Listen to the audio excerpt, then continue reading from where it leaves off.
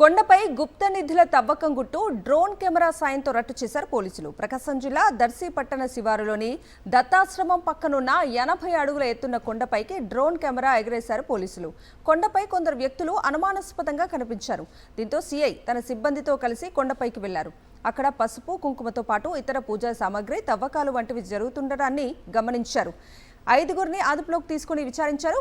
గుప్త నిధుల కోసం తవ్వుతున్నట్లు పట్టుబడిన వారు చెప్పారు. అప్పటికే 15 అడుగుల మేర తవ్వకాలు జరిపినట్లు గుర్తించారు పోలీసులు.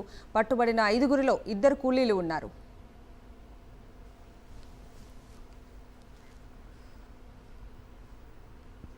కొండపై గుప్త నిధుల తవ్వకం గుట్టు డ్రోన్ కెమెరా సాయంతో రట్టు చేశారు పోలీసులు. ప్రకాశం జిల్లా దర్శి పట్టణ శివారులోని దత్తాశ్రమం పక్కనున్న 80 అడుగుల ఎత్తున్న కొండపైకి డ్రోన్ కెమెరా ఎగరేశారు పోలీసులు.